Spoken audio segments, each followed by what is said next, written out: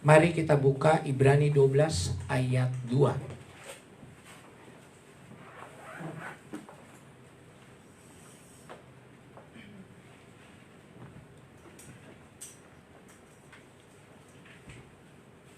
Ibrani 12 ayat 2.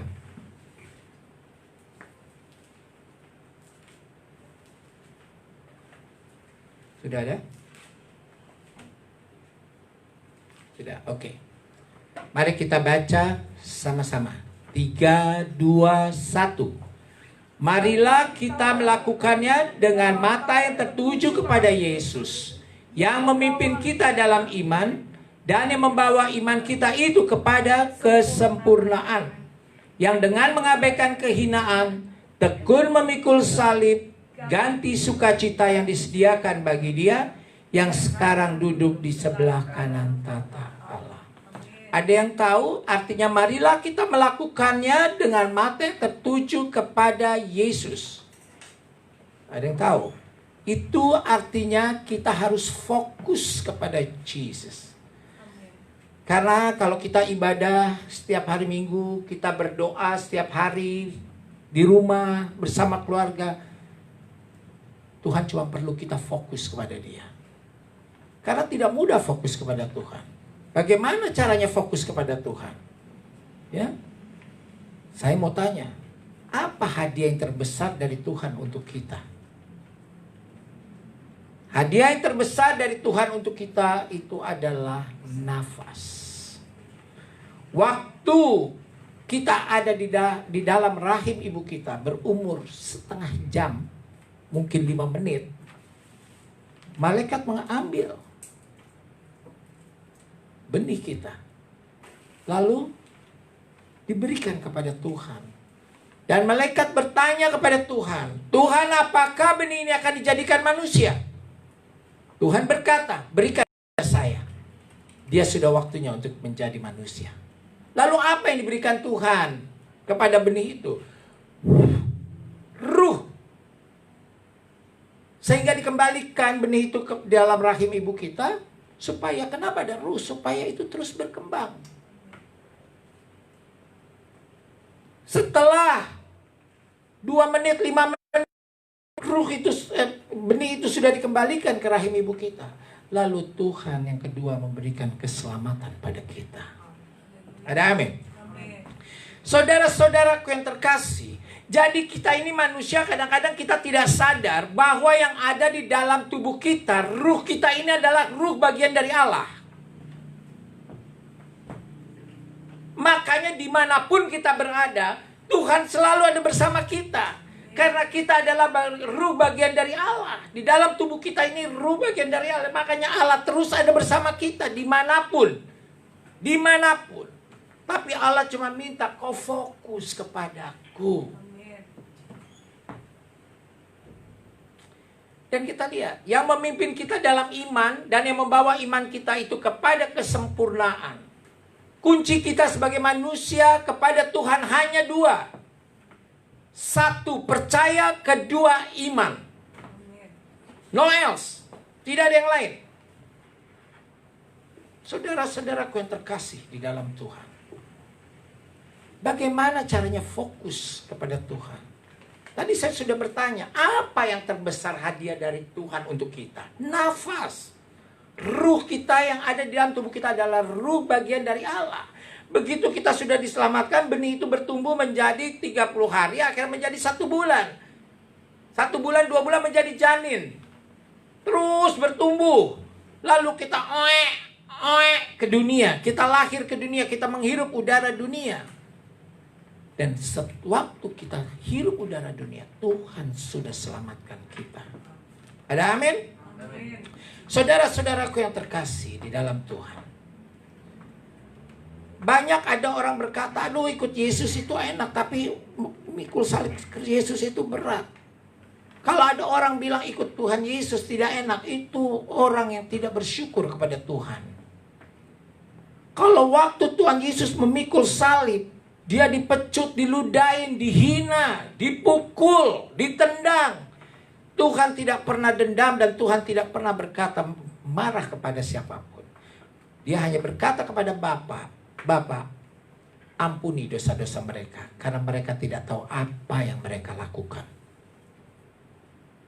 Berkati dia, tuntun dia ke jalan lurus dan benar.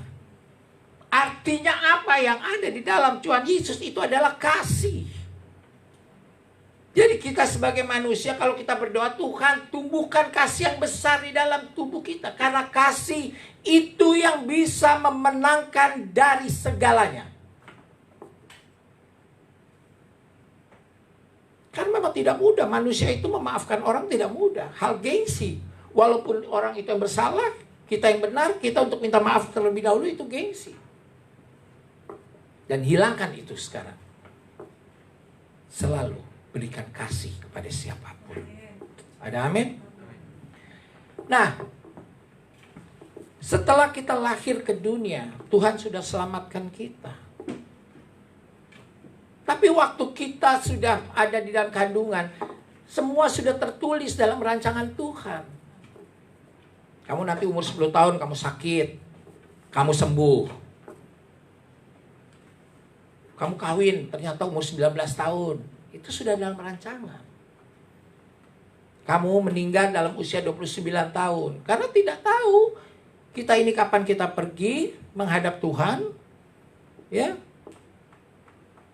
Tapi Tuhan sudah berencana semuanya. Nah,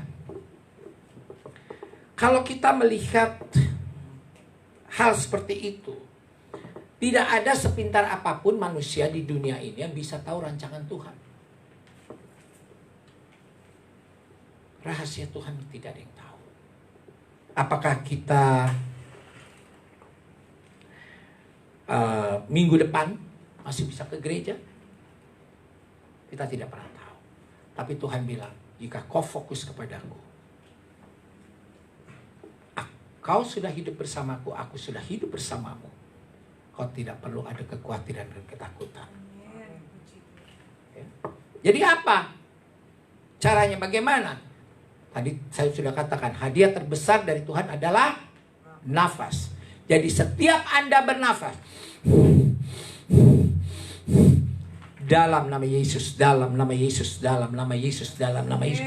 Kenapa dengan kata-kata dalam nama Yesus? Karena di dalam kata-kata dalam nama Yesus itu mempunyai keajaiban, kekuatan 100 kali lipat dari kata-kata apapun.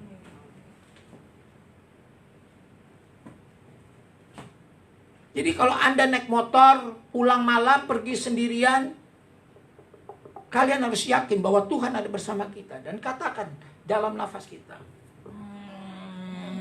dalam nama Yesus, dalam nama Yesus.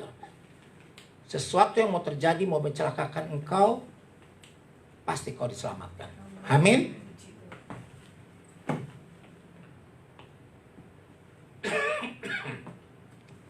Itulah. Jadi kita selalu ingat fokus kepada Tuhan untuk mempermudah kita fokus kepada Tuhan in the name of Jesus di dalam setiap nafasmu.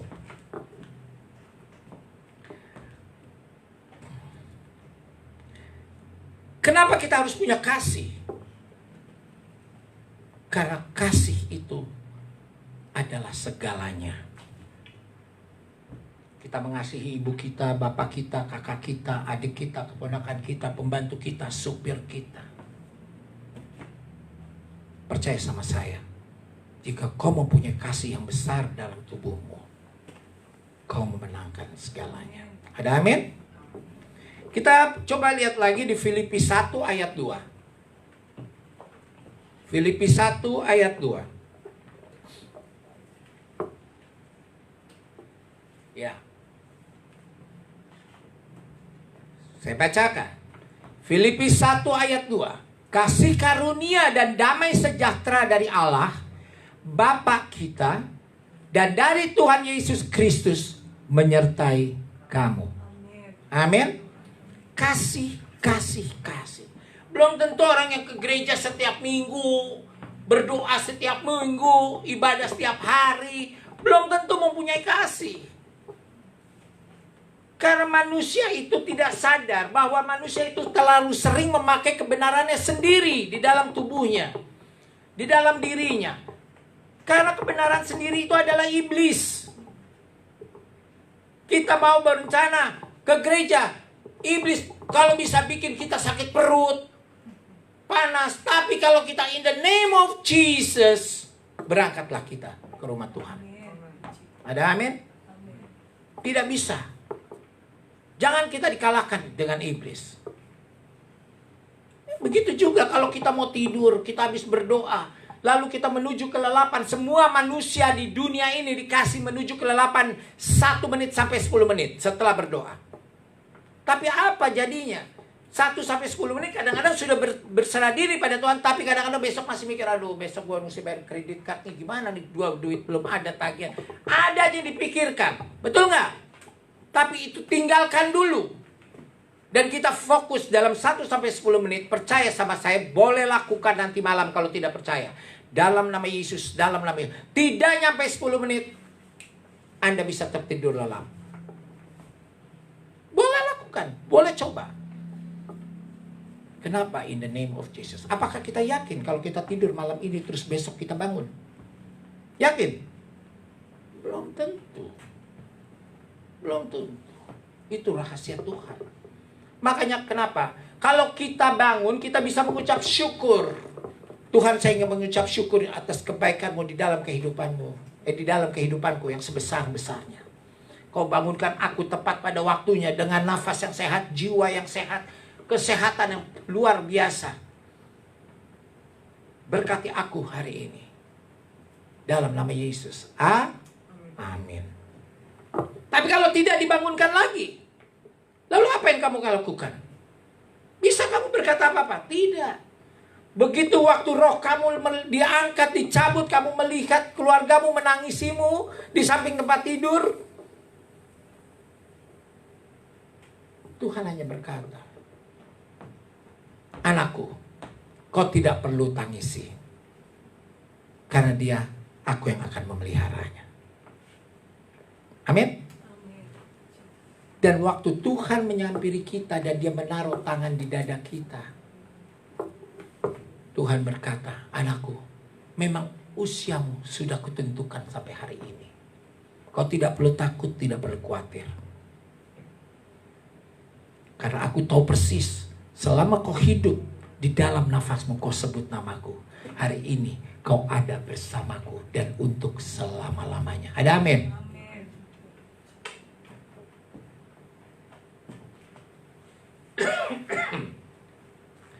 Nah,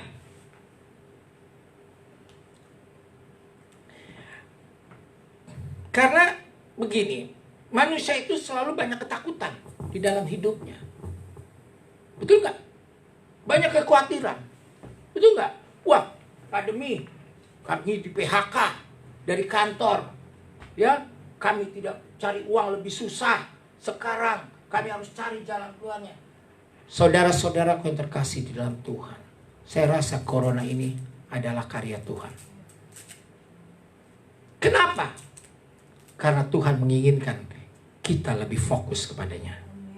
Karena selama ini kita sudah dikasih kenikmatan duniawi, udah dikasih kekayaan, kita pulang malam, ketemu anak cuma 1 jam, ketemu istri, kadang juga, maaf, istri sudah sediakan makanan, jawabannya tidak enak, saya sudah makan di luar. Kasih aja sama asisten rumah tangga. Atau mungkin, maaf sekali nih, mungkin ada yang berselingkuh di luar, menyakiti hati istrinya.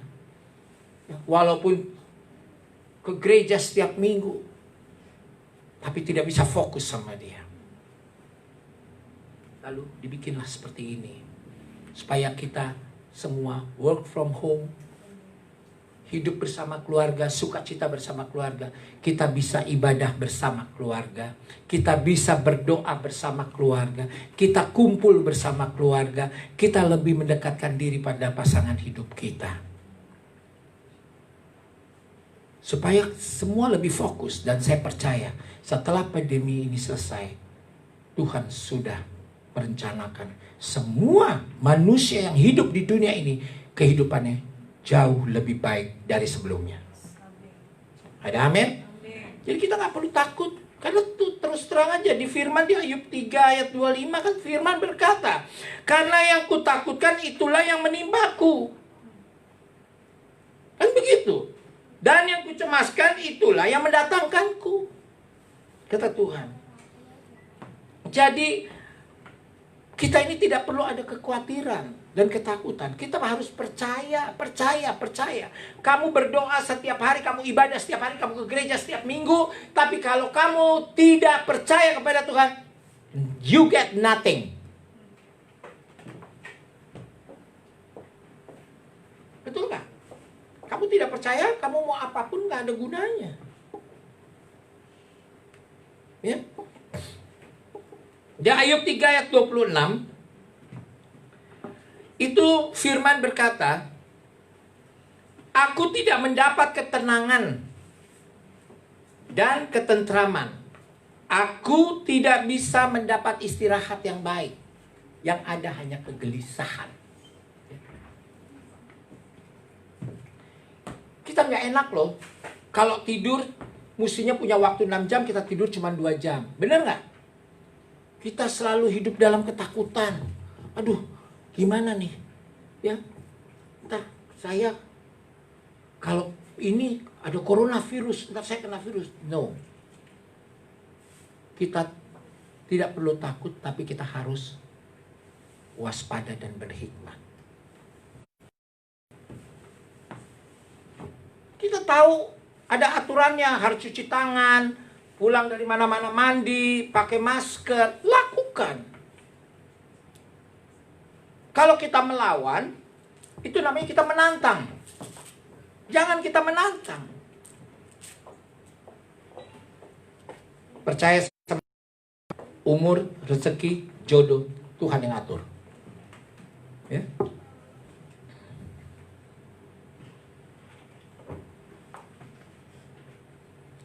Seperti Matius 6 ayat 25. Boleh dikeluarkan Matius 6 ayat 25? Di sini firman itu berkata begini, karena itu aku berkata kepadamu, janganlah khawatir akan hidupmu, akan apa yang hendak kamu makan atau minum, dan janganlah kamu khawatir pula akan tubuhmu, apa yang kamu pakai. Karena hidupmu lebih penting daripada makanan, dan tubuh itu lebih penting daripada pakaian. Coba kalau kita doa Bapa kami. Bapa kami yang ada di sorga, dikuduskanlah namamu, datanglah kerajaanmu, jadilah kehendakmu di bumi seperti di sorga. Berikanlah kami makanan yang secukupnya untuk hari ini. Tuhan itu sudah berkata, kamu minta berikanlah kami makanan yang secukupnya untuk hari ini. Saya mau tanya, siapa yang suka masak di rumah? Coba angkat tangan. Pernah nggak masakan itu kekurangan? Anaknya 5, masak untuk 5 orang nih. Pernah nggak kekurangan? Yang 1 tidak kebagian, pasti cukup. Kadang mungkin lebih sedikit, ya, atau lebih banyak. Itulah Tuhan. Makanya kita setiap hari itu harus mengucap syukur. Dan kalau kita hari ini berbuat dosa, kita minta ampun kepada Tuhan. Dan Tuhan mengampuni kita. Tuhan itu selalu mengampuni kita.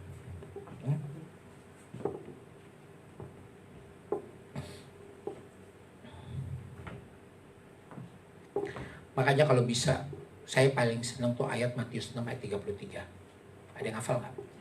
Carilah dahulu kerajaan Allah dan seluruh kebenarannya, maka akan kutambahkan kepadamu. Amin. Itu, carilah terus kerajaan Allah. Ya, saudara-saudaraku yang terkasih, kita sebagai manusia itu nggak ada yang perlu kita sombongin. Betul nggak? Apa sih yang kamu mau sombongin? Saya tanya. Manusia itu punya kekuasaan, punya kekuatan terbatas semuanya. Tapi hanya Jesus yang punya kekuatan dan kekuasaan yang tidak terbatas. Apa yang kita mau sombongin?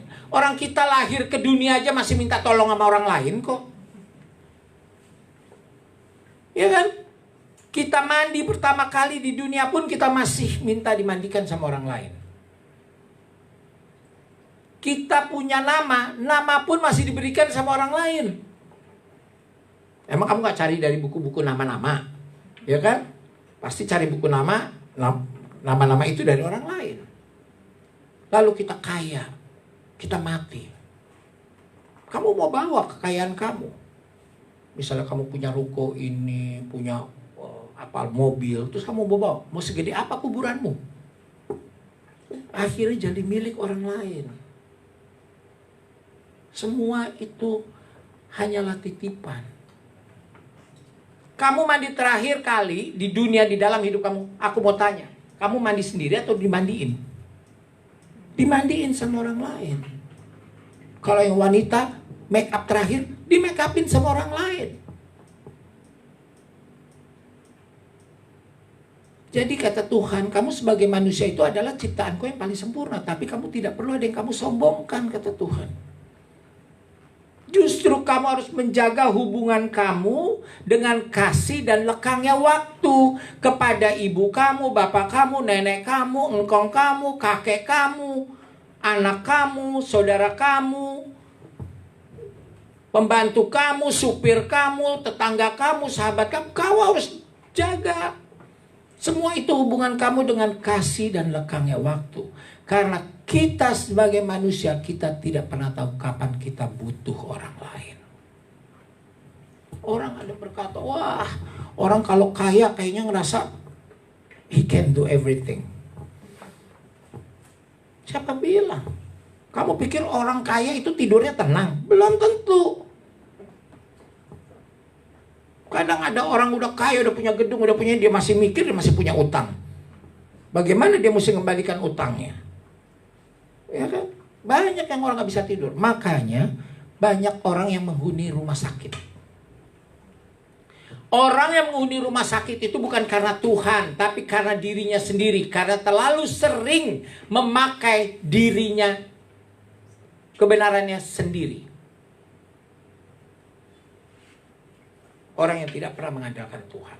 Kamu sakit di rumah sakit. Aduh, mah, besok papa ini cuci darah nih, udah yang kedua kali. Kita udah gak punya apa-apa. Rumah kita udah jual. Mobil kita udah jual. Lebih baik papa mati saja lah, mah. Kamu jaga anak-anak yang baik. Kasihan kamu. Karena kamu mintanya mati, ya kamu dikasih mati. Orang itu kalau sakit di rumah sakit, Tuhan, saya serahkan jiwa, raga, dan roh saya kepadamu. Karena Engkau yang menciptakan, Engkau yang menjadikan, Engkau yang punya kuasa dari segala kuasa. Aku percaya Tuhan, Kau pasti sembuhkan aku. Dalam bilu-bilu darah Yesus, aku dibebaskan, dilepaskan, dan disembuhkan dari penyakit yang kuderita. Aku imani Engkau Tuhan, dan aku percaya Engkau. Haleluya. Amin. Karena kamu minta sembuh, disembuhkan. Jadi kalau kita kerjanya marah-marah setiap hari, wah gini, mau pegawai marah, mau pembantu marah, anak marah, sama semua, sama istri minta uang belanja dimarahin juga. Lalu mendadak suatu hari kamu kok stroke. Lalu kamu mau bilang, karena kamu dicoba sama Tuhan, karena itu kamu suka marah-marah, kamu dicoba sama Tuhan, kamu dikasih stroke. Kamu enak aja. Enggak. Tuhan tidak pernah memberikan kita penyakit, dan Tuhan tidak pernah menciptakan penyakit. Yang menciptakan penyakit itu adalah diri kita sendiri. Kalau kita hidup berdamai, kita hidup sukacita, kita hidup berserah diri kepada Tuhan, kita menyerahkan segalanya kepada Tuhan, kita berlindung kepada Tuhan, percaya sama saya, kalian sehat. Tapi kalau kalian marah-marah, membenci orang, sirik sama orang, ya kalian sakit. Karena kalian menanamkan kepahitan di dalam diri kalian. Orang gak berhasil, wah udah bisnis ini gak berhasil, udah bisnis ini gak berhasil. Tuhan kenapa sih Tuhan gak kasih saya berhasil dalam bisnis ini? Introspeksi diri sendiri. Apakah kita ada sifat serakah? Apakah kita ada sifat dendam sama orang? Koreksi. Tapi kalau kita berserah diri kepada Tuhan, berlindung kepada Tuhan, dan percaya, intinya percaya kepada Tuhan dan imani Tuhan. Tuhan berkata, kau percaya kepadaku, apapun yang kau minta akan kuberikan kepadamu. Itu janji Tuhan. Saudara-saudaraku yang terkasih di dalam Tuhan. Jelas sekali di Mazmur 118 ayat 8 itu dikatakan, berlindunglah terus engkau kepada Tuhan daripada engkau percaya kepada satu manusia pun. Orang kalau sudah dijanjikan dengan orang, pasti menemukan kecewaan. Tapi kalau Tuhan sudah berjanji kepada kita, tidak akan kita merasa kecewa. Tapi jangan suka menentukan waktu kita ini jadi waktunya Tuhan. Waktu kita itu bukan waktunya Tuhan, tapi waktu Tuhan memang untuk kita. Dan pasti Tuhan berikan yang terbaik untuk kita. Ada lagunya. Waktu Tuhan pasti yang terbaik.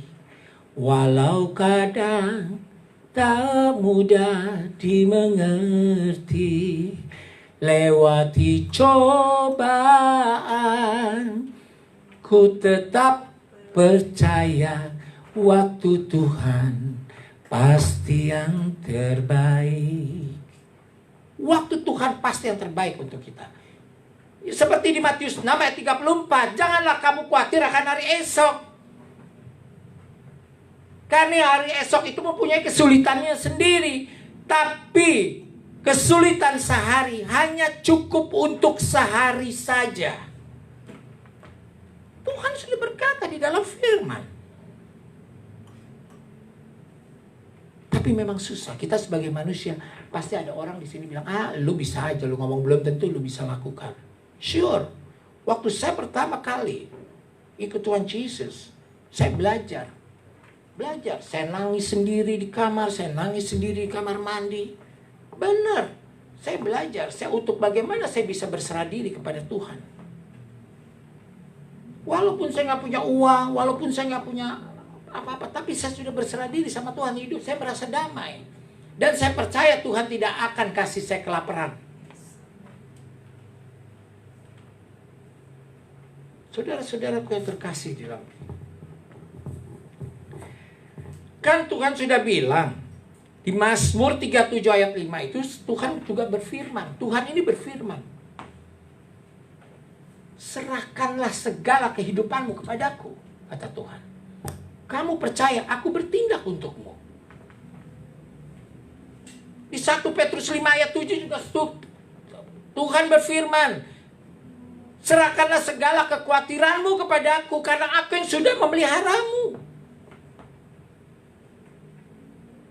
Kita nggak perlu ada ketakutan lagi kalau kita sudah berserah diri kepada Tuhan. Segala persoalan kita, keuangan kita, keluarga kita, kita serahkan sama Tuhan. Tuhan selesaikan dengan caranya yang ajaib. Ada amin. Itu.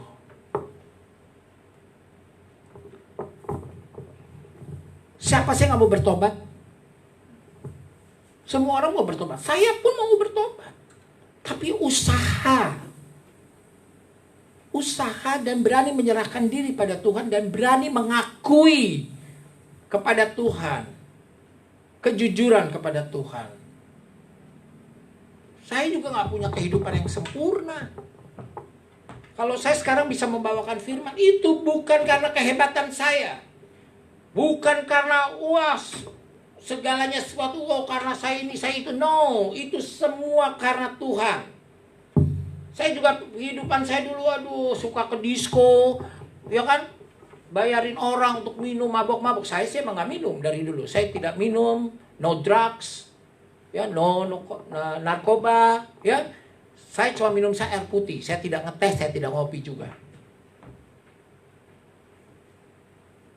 Jadi kita juga harus berusaha. Saya juga pernah, saya dulu sering melakukan dosa. Tapi saya berusaha dan saya minta Tuhan, timbulkan kekudusan saya di dalam tubuh saya ini yang besar sekali. Biar saya dapat ikut di jalanmu. Saya selalu gitu. Sampai saya bilang, Tuhan, hilangkan nafsu seks saya, nafsu duniawi saya, Tuhan. Tolong hilangkan dari tubuh saya. Saya tetap minta sama Tuhan, walaupun saya tetap berusaha. Saya selalu fokus.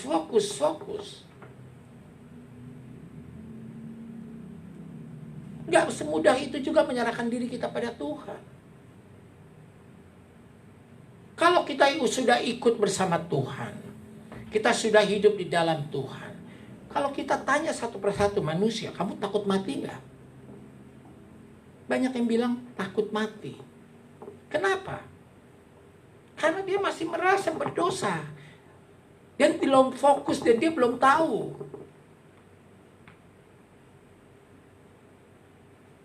Tapi bertobat itu bukan yang harus ke gereja setiap hari ibadah, bukan itu. Biarkanlah, karena Roh Kudus itu ada di dalam setiap tubuh manusia. Dan Roh Kudus itu bisa membantu kita dan menolong kita. Ada amin?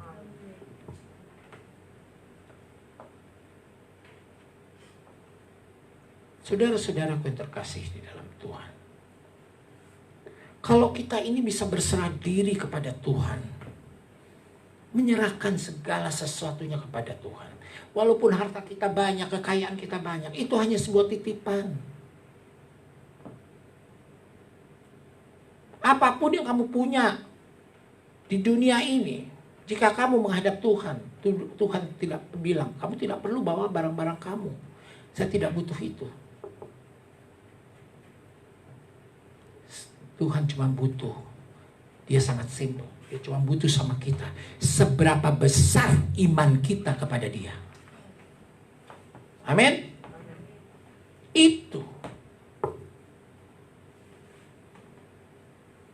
Kalau kita lihat, wah di daerah yang ribut karena agama. Agama itu manusia yang buat. Semua agama hanya satu Tuhan. Cuman caranya berbeda-beda. Kalau kita sudah sebagai anak Tuhan, kita percaya apa yang kita anut, ayo lakukan. Jangan membaca firman itu karena wajib kita sebagai orang Kristen kita harus membaca firman. No. Tapi bacalah firman dengan iman. Sehingga betul-betul firman itu menjadi pelita di kaki kita dan menjadi terang bagi hidup kita. Dan kita benar-benar harus mengerti apa yang di firman itu. Kalau hanya wajib aja, mau baca sampai 7 bolak-balik selesai, kamu tidak menjalankannya, percuma. Ya, saudara-saudaraku yang terkasih. Hari ini kita bersyukur sekali, apa nih? GPPS, Lola Gracia. Sola Gracia. Sudah berumur 12 tahun. Puji Tuhan kan? Luar biasa. Ya, tetap berdiri seperti ini. Semua saya percaya jemaat yang datang pun semua dijauhkan dari segala kutuk penyakit. Dibebaskan, dilepaskan. Yang sakit pasti disembuhkan. Kita lihat Eagle Generation yang ke-7. Wow. Berarti tahun ini, hari ini ditambahkan lagi umurnya 1 tahun. Puji Tuhan. Amin. Itu. Makanya saudara-saudaraku yang terkasih di dalam Tuhan, lakukan setiap hari rasa syukur kepada Tuhan. Itu yang Tuhan inginkan. Kita terus bersyukur kepada Dia. Ya. Kita tidak perlu ada rasa dendam sama kakak, sama adik. Ya. Kita harus menerima kekurangan dan kelebihannya. Semakin kamu punya dendam, semakin kamu punya kepahitan, hidupmu tidak akan pernah tenang. kepada siapapun. Mulai hari ini, jika ada masalah, kakakmu tidak menyukaimu, ampuni, kasihi dia. Atau kita ada benci dengan keluarga kita, ampuni. Minta Tuhan, ampuni kita. Kita kasihi dia.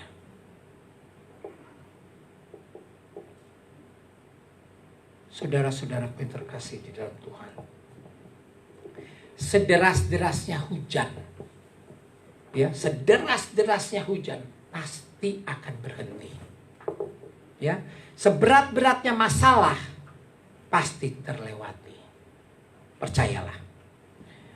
Tetap kuat karena kita punya Tuhan Yesus. Amin.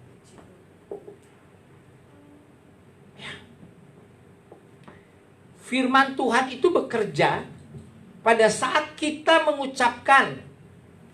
Firman Tuhan sanggup mengubah ketakutan dan kekuatan menjadi iman.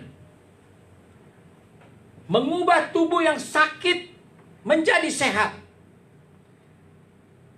Mengubah finansial yang terpuruk menjadi berkat. Dan memulihkan hubungan yang retak. Ada amin?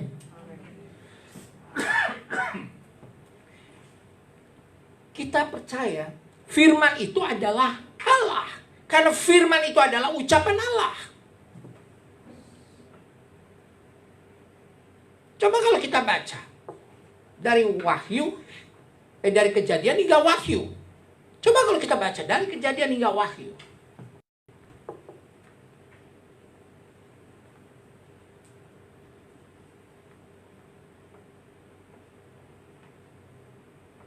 Itu kejadian-kejadian yang real, kejadian nyata. Kejadian nyata. Kalau kita melihat di firman sebentar. Lupa nih.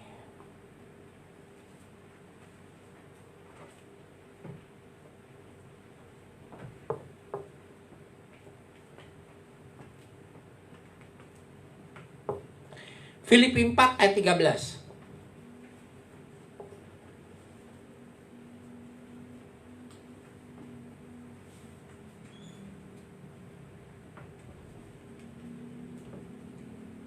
Yuk kita baca.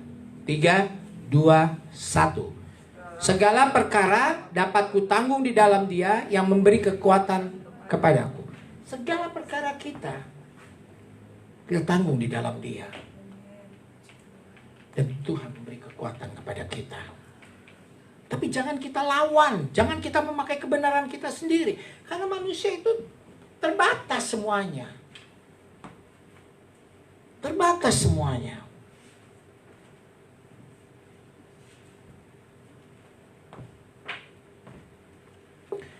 Seperti dikatakan di Matius 24 ayat 42. Mas tolong.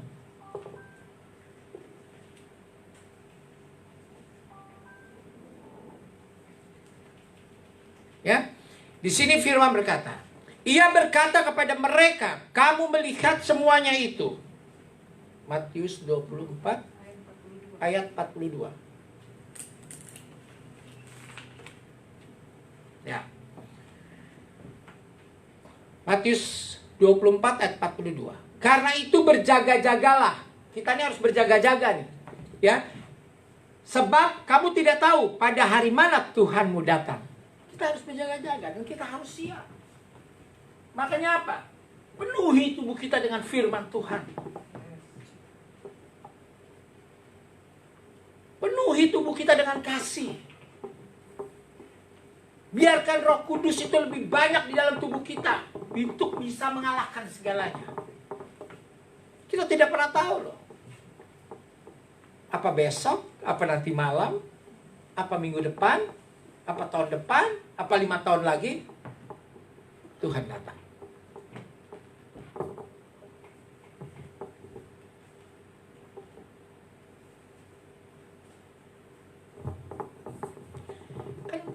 Seperti di Roma 10 ayat 11, Mas. Roma 10 ayat 11. Di sini, di dalam firman tertulis, karena kitab suci berkata, barang siapa yang percaya kepada Dia tidak akan dipermalukan.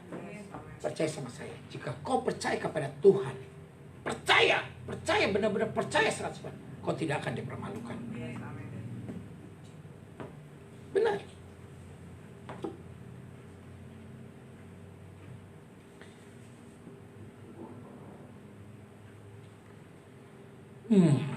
Roma 10 ayat 58.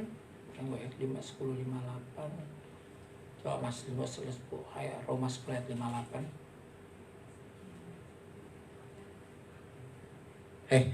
Tunggu. No, salah. 1 Korintus 13 ayat 13.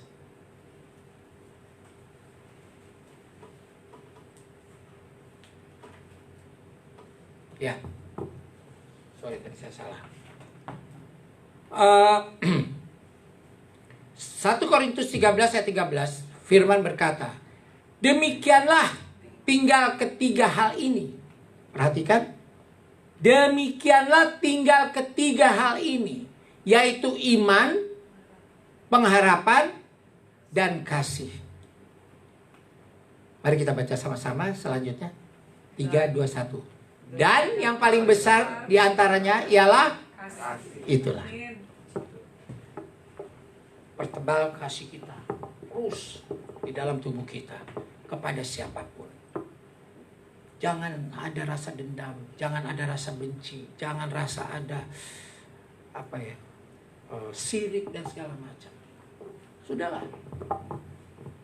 Hidup itu semua Tuhan yang atur. Kita serahkan saja hidup kita kepada Tuhan. Dan percaya, Tuhan tidak pernah bikin orang kaya jadi miskin. No. Orang kaya jadi miskin itu karena kebodohannya dirinya sendiri. Tapi Tuhan bisa membuat orang miskin menjadi kaya karena berkat-berkatnya.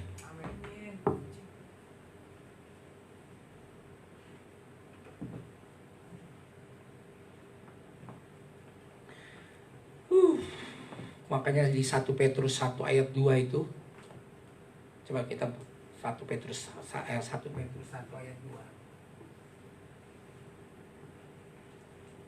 Yuk kita baca sama-sama. 3, 2, 1. Yaitu orang-orang yang dipilih sesuai dengan rencana Allah, Bapa kita, dan yang dikuduskan oleh Roh, supaya taat kepada Yesus Kristus dan menerimanya percikan darahnya. Kiranya kasih karunia dan damai sejahtera makin melimpah atasmu. Amin. Itulah. Ya, jadi kita orang-orang yang terpilih. Ya. Dengan rencananya. Ya.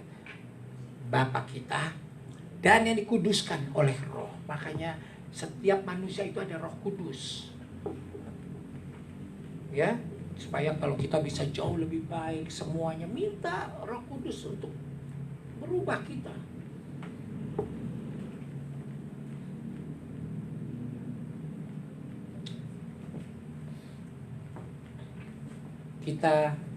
Tuhan itu luar biasa loh.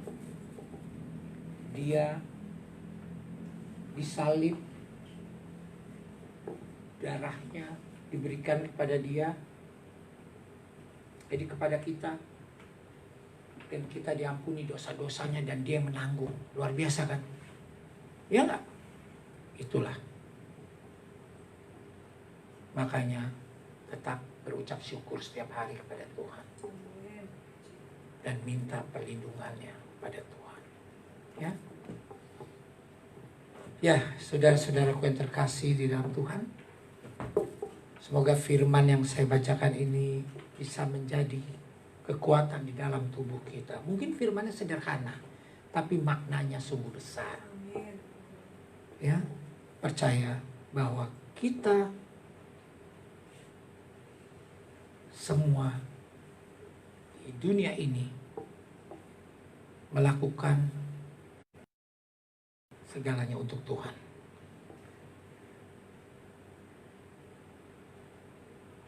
Ya, musik.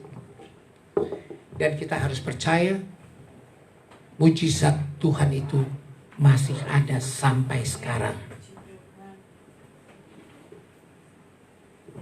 Kalau pernah susah, saya pernah melakukan ya. Ya, dari yang paling atas sampai bawah, bawahnya tuh under zero, di bawah nol. Dan saya rasa saya manusia yang satu-satunya udah pernah ngerasain neraka dan surganya dunia. Saya sudah pernah di penjara, itu neraka, ya. Tapi Tuhan sudah memberikan saya sudah merasakan surganya dunia. Dan saya waktu di penjara, saya tidak malu, karena saya pikir Yusuf saja di penjara, Paulus di penjara, ya kan? Dan kita harus percaya dengan turut serta tangan Tuhan di dalam kehidupan kita, hari esok jauh lebih baik dari hari ini. Bagi Tuhan tidak ada yang mustahil. Dan saya minta saudara-saudara yang terkasih berdiri, kita nyanyikan lagu ini dengan iman, please, dengan iman.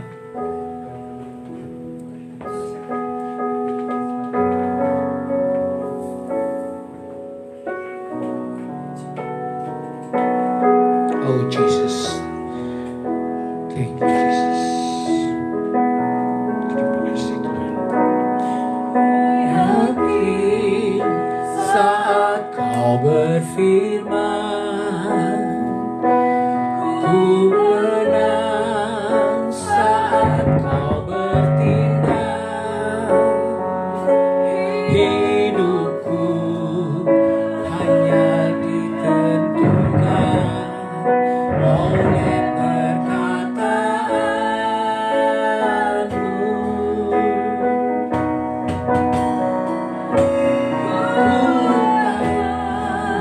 Karena kau menjaga, ku kuat karena kau menolong.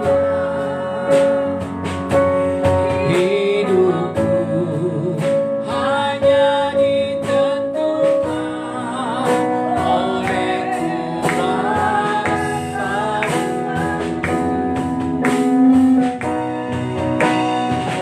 Bagi Tuhan tak ada yang mustahil.